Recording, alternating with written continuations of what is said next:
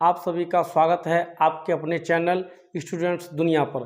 देखिए साथियों, UP police री एग्ज़ाम 2024 जो कि अब होने वाला है, उसके लिए मैं मैथ के कुछ बेहद ही महत्वपूर्ण क्वेश्चन कराने जा रहा हूं। ये है क्वेश्चन और देखिए इनका हल। आइए शुरुआत करते हैं। क्वेश्चन है कि 3 की घात 34 प्लस 3 की घात 35 का वर्गमूल लेना है, यानी इसका वर्गमूल क्या होगा।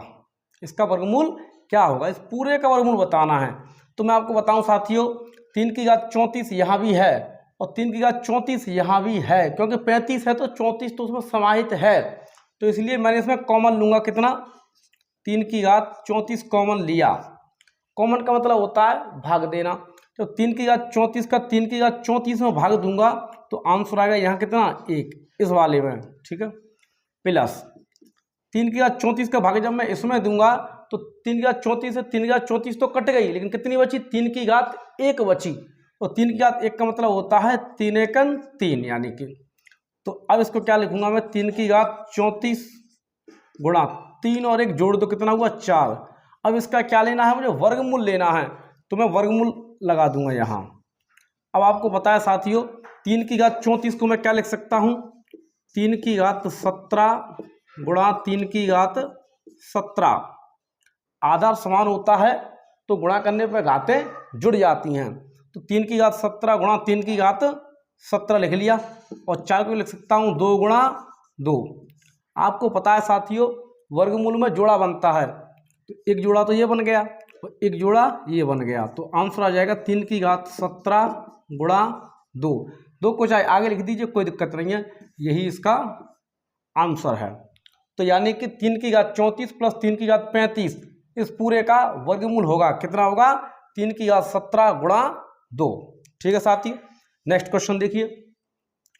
30/31 व 32/33 का लसापा होगा, यानी कि लघुत्तम समापवर्त्य पूछ रहा है। तो भिन्नों का लासा लेने के लिए आपको पता है क्या होता है? लासापा, भिन्नों का लासा। तो देखो, अंशों का लासा होता है सूत्र, अंशों का लासापा बट्टे हरों का मौसापा, ये इसका एक सूत्र है। भिन्नों का यदि आपको लासापा लेना है तो सूत्र है कि भिन्नों का लासापा बराबर अंशों का लासापा बट्टे हरों का मासापा।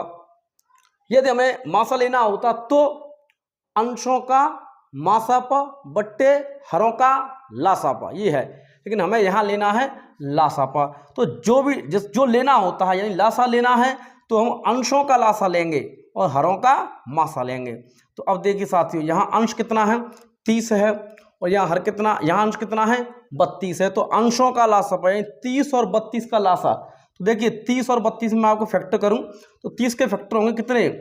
2 गुणा 3 गुणा 5। ठीक है, इधर और इधर 32 के कितने होंगे? 32 में तो 2 सब समाहित है, 2 दूनी 4, 4 दूनी 8, 8 दूनी 16, 16 दूनी 32, तो 32 ही ले लीजिए इधर आप। तो देखो 2 तो कट जाएगा, क्योंकि 2 नहीं लेंगे। क्यों नहीं लेंगे?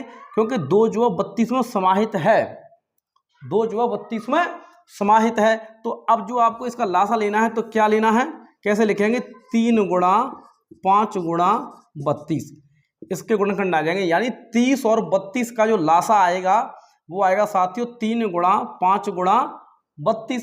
देखिए 2 2 के आगे 32 में सारे। ठीक है, यहाँ इसके फैक्टर किए तो 2 गुणा 3 गुणा 5, तो 2 को नहीं लूंगा क्योंकि मैंने 32 वाले को ले लिया है, इसीलिए। अब बच्चे कौन से? 3 और 5, तो 3 और 5 को मैंने ले लिया। ठीक है, तो 3 गुणा 5 गुणा 32 बट्टे हरों का मासापा।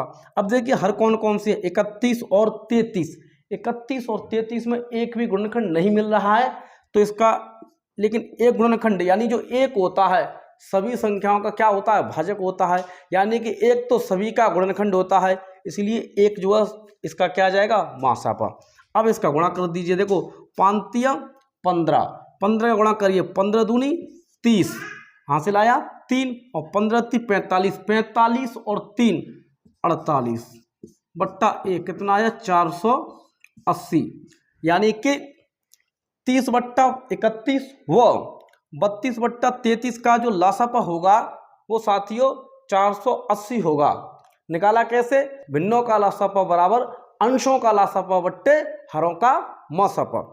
नेक्स्ट क्वेश्चन देखिए साथियों, क्वेश्चन है कि 7 की घात 2 भागचिन्ह 7 की घात 1/2 और फिर इस पूरे की घात है 4 का सरलीकरण होगा, यानी कि इसको हल करना है हमें। तो देखिए 7 की घात 2 लिखा रहने दीजिए, भागचिन्ह गुणा 4। आपने एक नियम पढ़ा होगा, a की घात m और फिर उसकी की घात n हो तो क्या हो जाता है, a की पावर m गुणा n। ऐसे होता है ना फॉर्मूला, a की पावर m इसकी power n equal to a की पावर m गुणा n। यानी कि घात के ऊपर जब घात हो तो ऐसे हो तो उसमें घातों का गुणा हो जाता है। तो यहाँ गुणा करें तो देखो 2 से कट गया 4 2 बार, तो 2 एकन 2, यानी कि 7 की घात 2 डिवाइड बाई 7 की घात कितनी 2, 7 की घात कितनी 2, 7 की घात 2 है यहाँ और ये भी 7 की घात 2 है। जब किसी संख्या का भाग जब उसी संख्या में देते हैं, किसी संख्या का भाग जब उसी संख्या में देते हैं, यानी समान संख्याएं होती हैं, समान संख्याएं होती हैं, आधार भी समान है घात भी समान है, तो संख्या तो समान होगी ही होगी।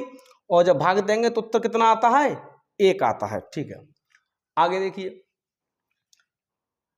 100 और 200 के मध्य कितने पूर्ण वर्ग हैं। अब देखिए साथियों, पहले यह समझिए कि पूर्ण वर्ग संख्या क्या होती है। तो पूर्ण वर्ग संख्याएं वे संख्याएं होती हैं जिनका वर्गमूल पूरा पूरा आ जाता है। जैसे कि 4 का जब आप वर्गमूल लेंगे तो पूरा आ रहा है कितना 2। जैसे कि 9 का जब वर्गमूल लेंगे तो पूरा आ रहा है कितना 3। तो इसी प्रकार से वो संख्याएं जिनका वर्गमूल पूरा पूरा आ जाता है पूर्ण वर्ग संख्याएं कहलाती हैं साथियों। अब यहाँ 100 है और इधर लिख लीजिए इधर 200, तो के मध्य पूछ रहा है, मध्य। वैसे तो 100 भी एक पूर्ण वर्ग संख्या है, लेकिन 100 को नहीं लेंगे, क्यों, क्योंकि मध्य की लेनी है तो इसको नहीं लेंगे। इसके बाद आती है क्या 121, ये जो कि कितने का वर्ग है 11 का। फिर 12 का वर्ग कितना होता है साथियों 144।